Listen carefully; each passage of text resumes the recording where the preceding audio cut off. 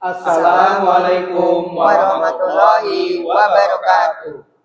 Kami mahasiswa Universitas Muhammadiyah Profesor Dr. Hamka atau UHAMKA, Program Magister Administrasi Pendidikan.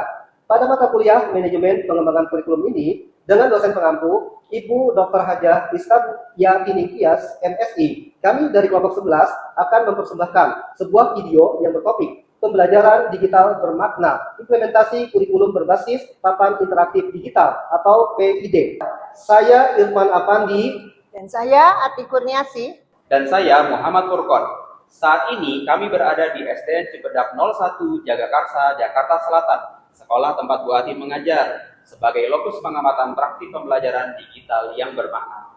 Pada video ini, kami menampilkan praktik pembelajaran digital di sekolah dasar dengan memanfaatkan papan interaktif digital atau PID. Pembelajaran yang ditampilkan dan diobservasi adalah bahasa Indonesia menggunakan aplikasi Letreach dan OpenBoard, serta matematika menggunakan aplikasi PET. Selain itu, kami juga melakukan wawancara dengan kepala sekolah untuk mengamati bagaimana pembelajaran digital direncanakan, dilaksanakan, dievaluasi, dan dikembangkan sebagai bagian dari manajemen kurikulum sekolah. Nah, dalam video ini, Bu Ati berperan sebagai guru pengajar, sedangkan Pak Irfan dan saya sendiri berperan sebagai observer akademik. Fokus observasi kami adalah melihat bagaimana teknologi pembelajaran, termasuk papan interaktif digital, yang dikelola dalam perencanaan, pelaksanaan, evaluasi, dan tindak lanjut kurikulum.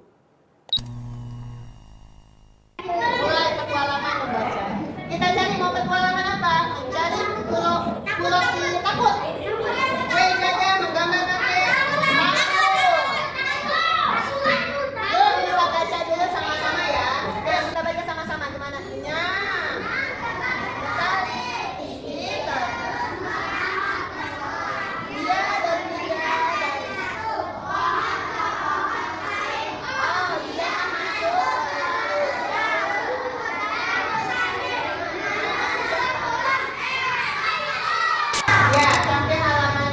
Besok kita lanjut. Sekarang siapa yang bisa menulis di depan apa judul cerita tadi? Nah, yang menulis di sini apa judulnya? Iya, pintar. Terima kasih anak-anak. Senang nggak belajar pakai ini?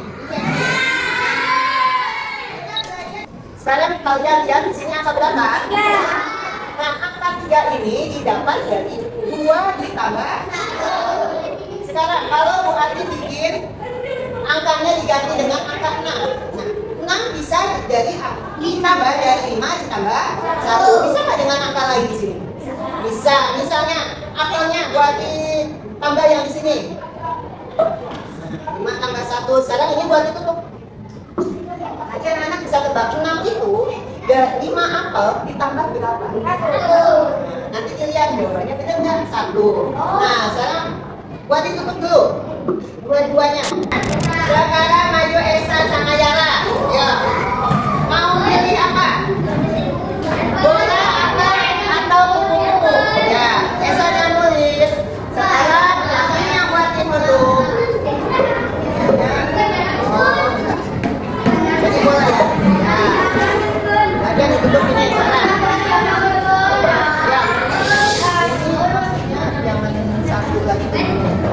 Ayo, 10.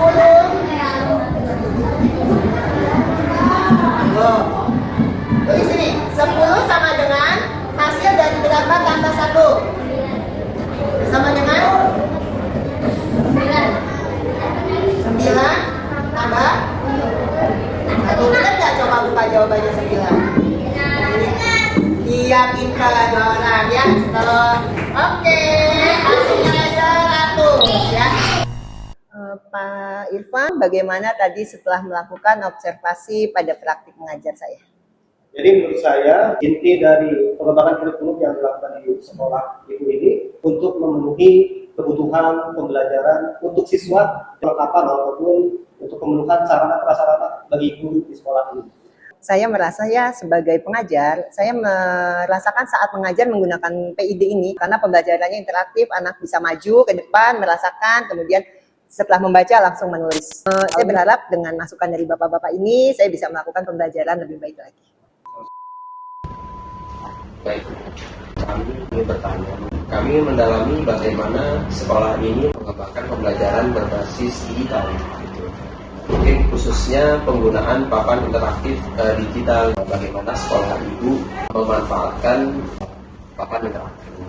Jadi ketika pertama kali tahun 2025 Agustus papan interaktif digital ini datang ke sekolah kami sebagai kepala sekolah harus berpikir seperti apa sih ini, untuk apa, bagaimana pemanfaatan. Sedangkan kita tidak sama sekali bisa mengintegrasikan secara mendadak dalam kurikulum yang sudah berjalan. Buatlah strategi sebagai kepala sekolah yang pertama, tentunya sebagai manajerial kita harus memastikan bahwa alat tersebut support internet kita cukup.